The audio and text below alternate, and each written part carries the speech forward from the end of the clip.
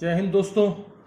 तो आज जो केस डिस्कस करने जा रहे हैं वो अपना एमपी हाई कोर्ट से होने वाला है और वहाँ पे एक कलेक्टर साहब ने कोर्ट के ही आदेशों को कह लो अवमानना करी या कोर्ट ने जो ऑर्डर दे रखा था उसे सही तरीके से लगवाया नहीं और कह लो कि अपना दिमाग इस्तेमाल करना शुरू कर दिया, जिसमें जज साहब काफ़ी ज़्यादा कह लो क्रोधित हो गए।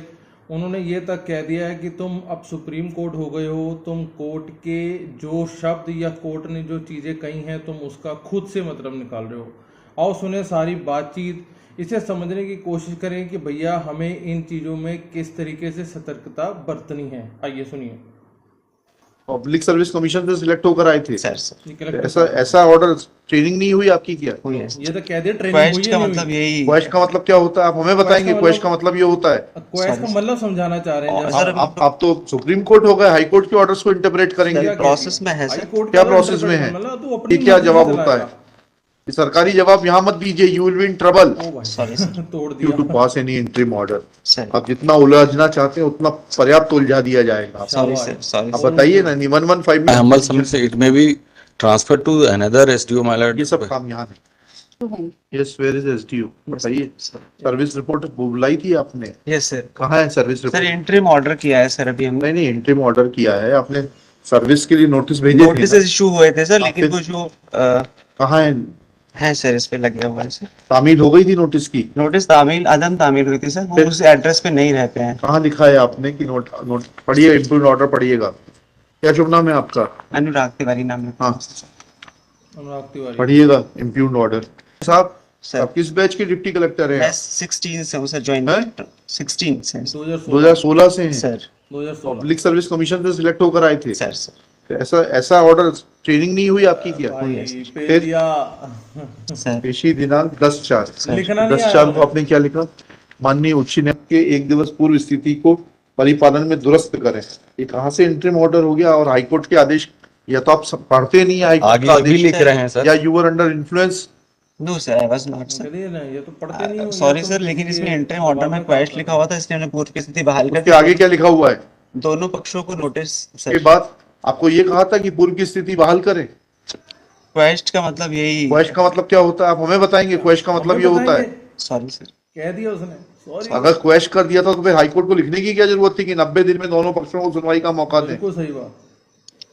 दोनों सर आप तो सुप्रीम कोर्ट हो गए, हाईकोर्ट के ऑर्डर्स को इंटरप्रेट करेंगे। प्रोसेस में है सर। क्या प्रोसेस में है?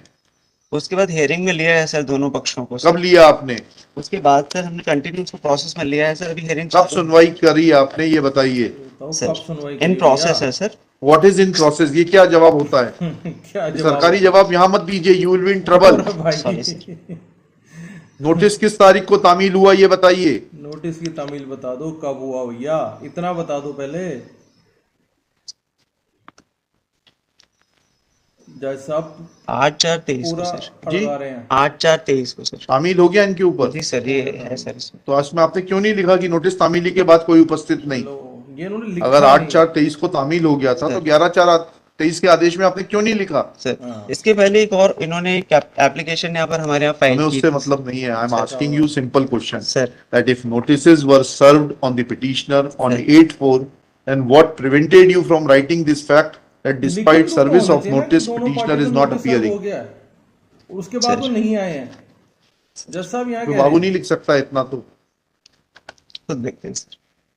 जी, ऑर्डर शीट बाबू लिखता है सर। ये बाबू ने लिखी है 11/4 की?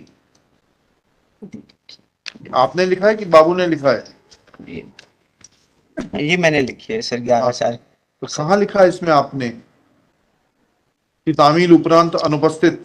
सर सॉरी सर, बट ये इंटरिम ऑर्डर है सर। ये नहीं, इंटरिम ऑर्डर पास करने के लिए आपको हाईकोर्ट ने कहा ही नहीं था। शाबाश। ऐसा भी आपने नहीं लिखा कि अंतरिम आदेश है। यार अपना दिमाग लगा पेशी रहे में हैं। लिया है सर, फिर आगे सर। फिर आपने लिखा है तदनुसार नावेदक को नोटिस जारी किया जाए, सर। मूल प्रकरण आदेश दिनांक को संलग्न किया जाए।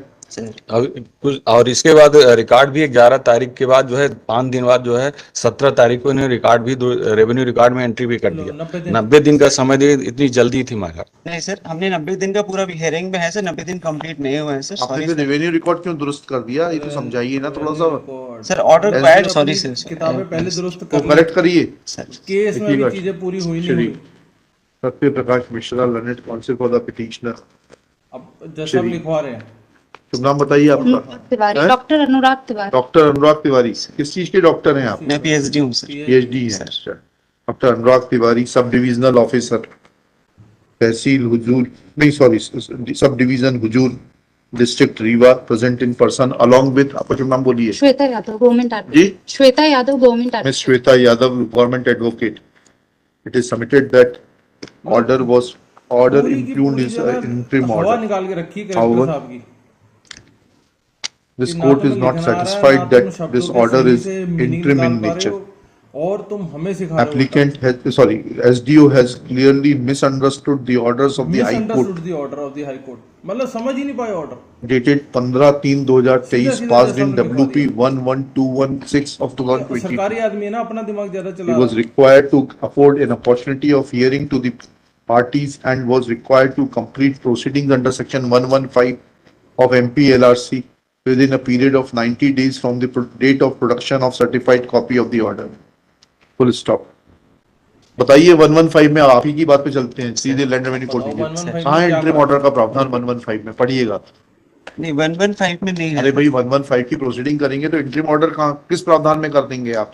सर। एमपीएलआरसी के किस Order प्रावधान में करा किया आपने interim sir, order? High Court के ऑर्डर अरे भाई, sir you are governed by MPLRC. Sir High Court did not ask you to pass any interim order. Sir आप जितना उलझना चाहते हैं उतना पर्याप्त उलझा दिया जाएगा। सॉरी सर, सॉरी आप बताइए ना, 115 में बताइए पढ़ के कहाँ है प्रावधान इंटरिम ऑर्डर का?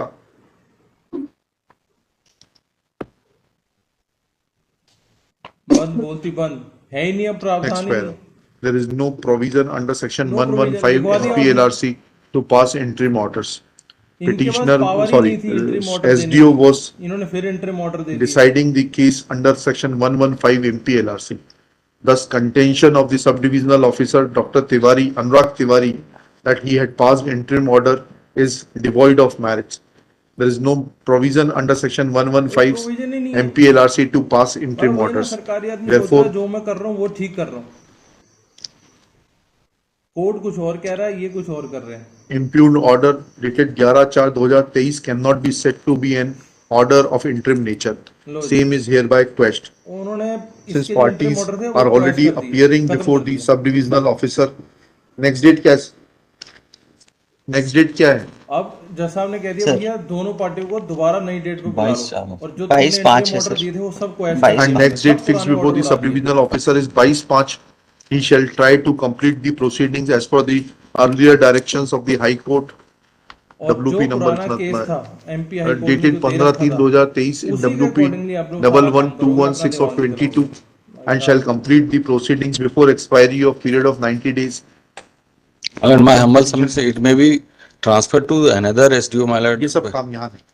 My lord, in fact, my lord, हालांकि इनका वकील we कह रहा है can't कि say, जो my lord, राज्यों that को दे दो, वो नहीं होगा, इसी at पे this चलना stage, है। my lord, but my lord, we are I under have threatened. no material to suspect his bona fide. हाँ। Mistake की है, he उसमें लिख लीजिएगा, he admits that he has committed a mistake low bona ये fide. भी लिखवा दिया कि उसने एडमिट कर दिया कि भैया मैंने मेरे मिस्टेक ख्याल Obliged. से हाईकोर्ट आने के बाद इतनी गुस्ताखी नहीं करेंगे ये गलत आदेश पारित करें, जो भी लॉ के मुताबिक हो वो करिएगा। आई एम नॉट सेइंग इनके पक्ष में या उनके पक्ष में करिए, pass orders according to law. Sir आप सर तो सुप्रीम कोर्ट हो गए, हाई कोर्ट के ऑर्डर्स को इंटरप्रेट करेंगे। प्रोसेस में है सर। क्या प्रोसेस में है? जो सीधे सीधी बात हो गई है कि भैया अकॉर्डिंग टू लॉ चलना, आपको अपना दिमाग नहीं लगाना, फिर वही ना सरकारी बुद्धि है, कहीं ना कहीं अपना दिमाग लगाएंगे, करेंगे और इस चीज़ों को आगे बढ़ेंगे। तो इसी तरीके से हमें बहुत ज़रा सतर्क रहना है। अगर इस तरह के कोई केस फंस जाता है तो हमें ये देखना पड़ेगा कि सरकारी आदमी क्या कह रहा है और जो ऑर्डर आया हुआ है या कोर्ट से जो ऑर्डर आ रहा है या कोर्ट क्या कहना चाह रही है, दोनों में अंतर तो नहीं, क्योंकि अल्टीमेटली सरकारी बंदे को भी वही काम करना है जो कोर्ट ने बोल रखा है। तो बाकी मिलते हैं किसी अगली वीडियो में, तब तक के लिए जय हिंद।